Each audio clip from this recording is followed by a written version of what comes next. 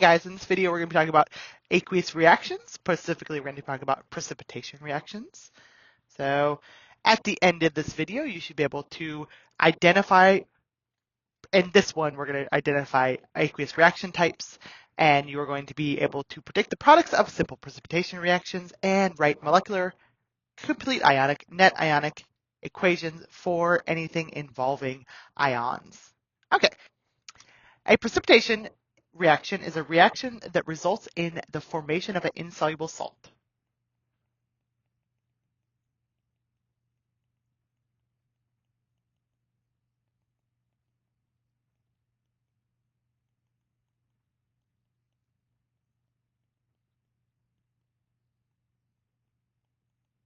So we're going to have two salts. We'll call them AB and CD. They are going to be soluble in water, as most ionic compounds are. And then they're going to switch partners. We're going to form AD, and that's going to be a solid, and CB, which is still aqueous. So we form a solid, that is our precipitate, and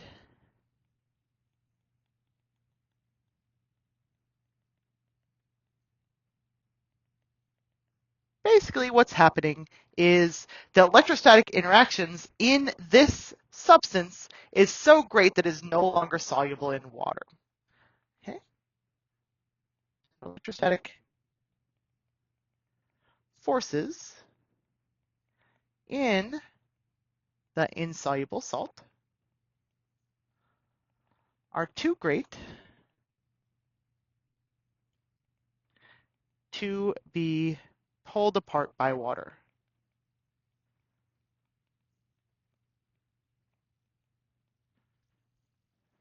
Okay?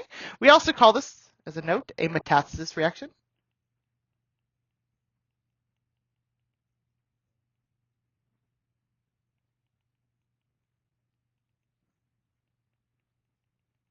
Or a double replacement reaction.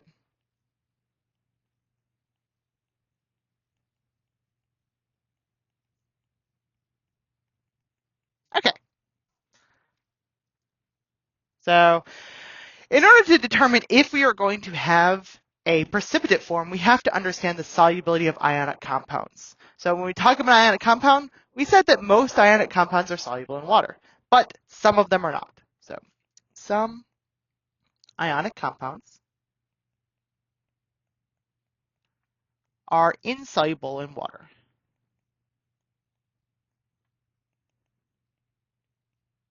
So we're going to call that AD.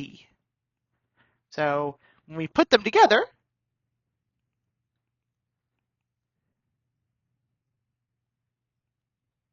we form an insoluble salt. So by combining those ions in solution, they're going to form an insoluble salt that cannot dissolve. Okay? So let's look at our solubility rules to determine when we are going to have something that's soluble and something that's insoluble. So first, let's look at soluble ionic compounds. This is going to be the longer list because most ionic compounds are soluble in water. So soluble ionic compounds are going to contain nitrate, all nitrates. So the exceptions to this, none. They're going to contain acetate. So if we have an ionic compound that has acetate, it's going to be considered an ionic compound that is soluble, and there are no exceptions to this. Almost all chlorine-containing ionic compounds, bromine-containing ionic compounds, and iodine-containing ionic compounds are going to be soluble. We do, however, have some exceptions. So Ag, X, Hg2, X2, and PbX2, where X is equal to Cl minus, Br minus, or I2 minus. These are all insoluble. Okay, so those are exceptions there. And then lastly, our less ion is SO4 2 minus. And all of these are going to be soluble with the exception of silver 2 sulfate, barium sulfate, mercury 1 sulfate, and lead sulfate. Okay, so these are insoluble complexes of sulfate. All other sulfate compounds are going to be soluble. We can also look at our insoluble ionic compounds. So the ones that are insoluble are going to contain sulfide, carbonate, phosphate, or hydroxide. So generally, if you see these four, they're going to be insoluble. Of course, there are soluble exceptions. These are going to include, for all of them, ammonium.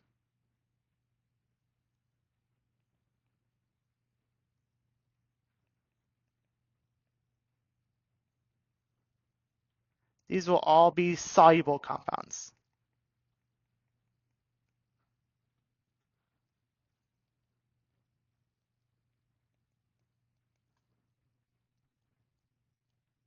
So all these are soluble.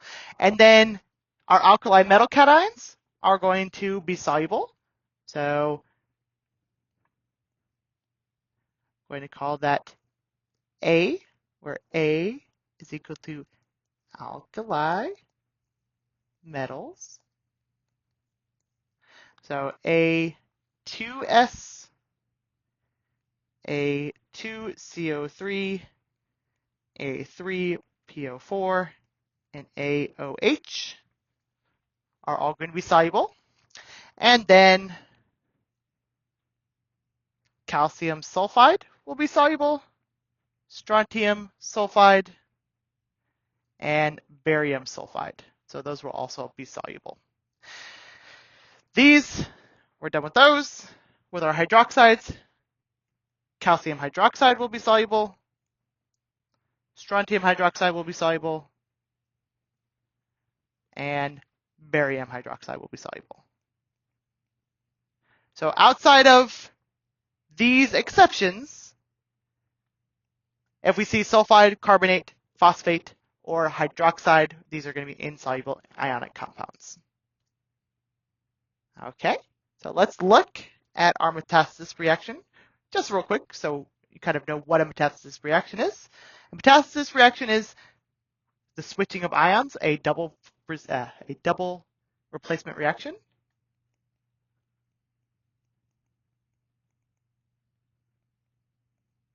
It does not have to result in a precipitate. It's just going to be some AB plus CD goes to AD plus CB. So we're going to switch partners.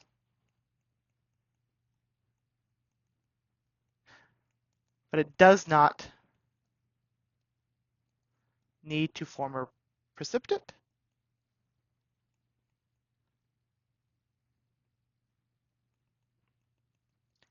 To be considered a metathesis reaction.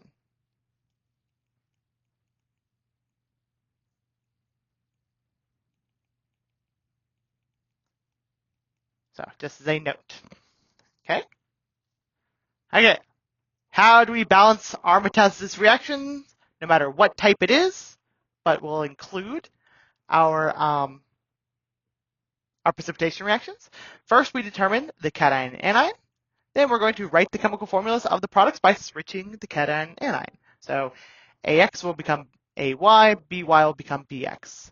Then we'll check our water solubility rules that we've just done above and determine if the two new compounds, this is supposed to be add states, are soluble, at which point they get an AQ, or insoluble, they get an S. There are going to be no liquids, so we don't have to worry about that. Let's try this out. So, will a precipitate form if aqueous solutions of potassium iodide and silver nitrate are mixed. So first thing we want to do, flip our partners. So we got silver iodide and potassium nitrate. Hopefully you know that silver is one of the insoluble exceptions for iodine. So this will be our solid. This will be our aqueous. So yes, we will form a solid in this case. Okay. So this is our precipitate. Precipitate.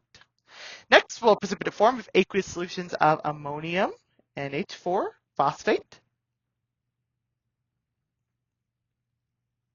and sodium sulfate are combined. So we want to flip our partners. We get ammonium sulfate and sodium phosphate. At this point, we need to figure out our states, but then we also need to balance our equation. The first one, we had all plus and minus 1 ions, so we didn't need to balance there, but here we do. So hopefully we know that all ammonium and all alkali metals are basically soluble. So these are going to be soluble.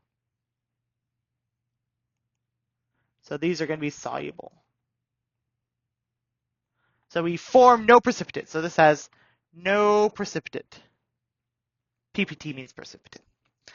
In the case of a precipitate forming, it's pretty easy, but if we have no precipitate forming, so no PPT, after the arrow, we can just write no reaction. Okay? But I am going to go ahead and balance this because it's important.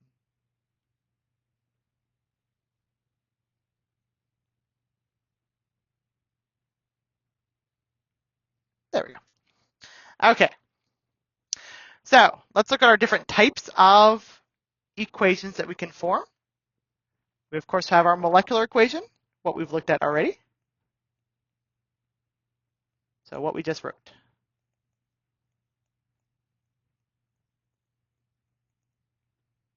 But we have other types of equation that are based or that shows the breakdown of ions. So an ionic equation or ionic equations show the breakdown of ions.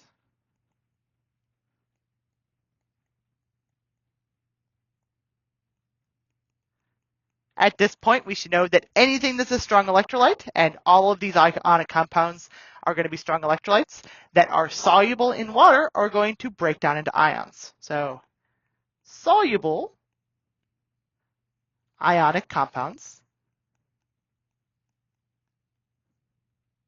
strong acids,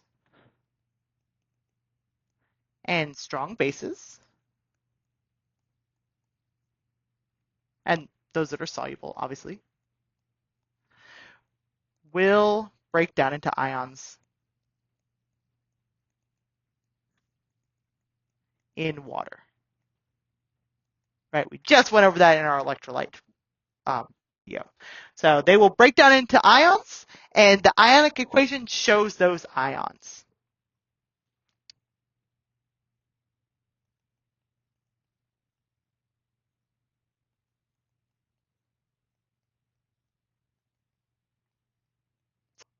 So anything that is a strong electrolyte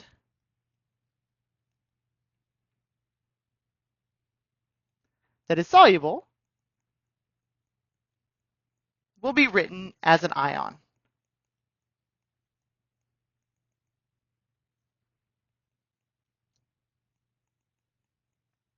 Okay, so let's talk about our different types of ionic compounds. First, we have our complete ionic compound. This shows all soluble strong electrolytes as ions. And insoluble precipitates remain intact.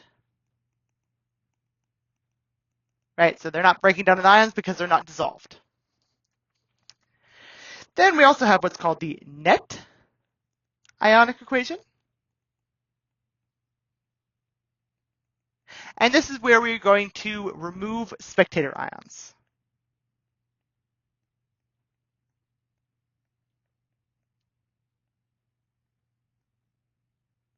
And a spectator ion is going to be an ion that shows up on the same on both sides.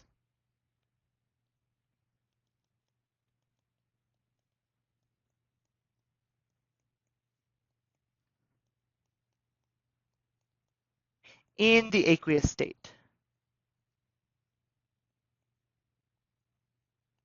So they basically cancel out. Okay. So let's take this equation right here. So if we have lead nitrate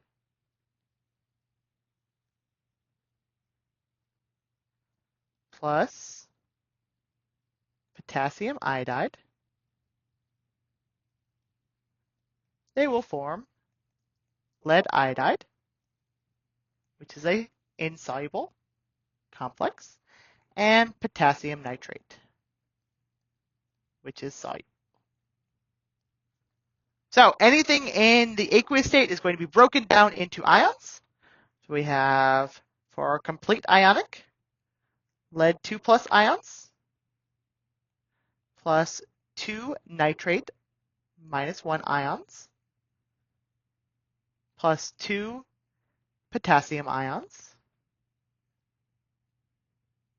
plus 2 iodine ions form lead iodide.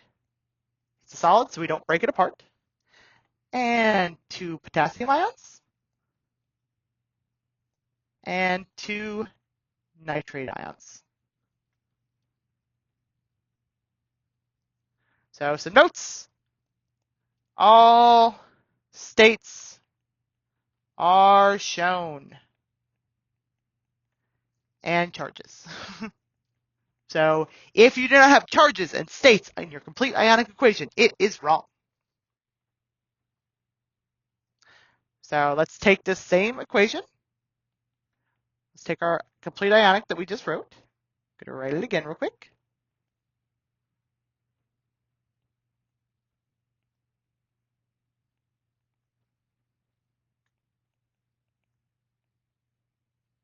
Make sure that this balances.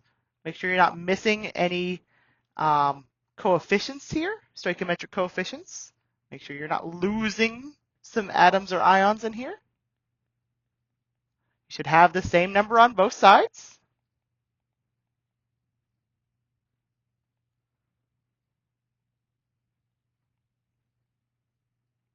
Okay, so when we want to get to our net ionic equation, we need to remove spectator ions. So anything that is the same on both sides, anything that is aqueous on both sides, such as this nitrate, such as this potassium.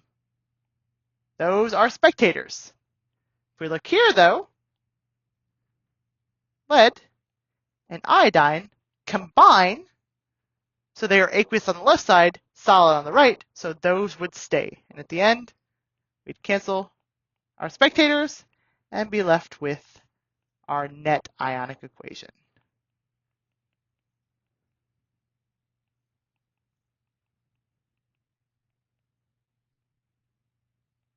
And basically what's happening is on your right side, you're going to have your solid, and then on the left side, you're just going to have the ions that are broken down to form that solid. Okay. Let's try a couple of examples. I'm going to do number 1 and 2 for you, but I'd like for you guys to try number 3 on your own. Okay, so we want to write our ionic equation, our complete ionic, and then our net ionic. So anything that is aqueous, break down. Anything that is solid, do not. This is going to go to 2 NH4 plus AQ plus SO4 2 minus AQ plus Ba2 plus AQ plus 2Cl minus AQ goes to BaSO4 solid plus 2NH4 plus AQ plus 2Cl minus AQ. Anything that's the same on both sides, cancel out. So if you look over on this side, we see those are the two ions that are going to be canceled out. So at the end, we have SO4 2 minus AQ plus Ba2 plus AQ forms barium sulfate solid.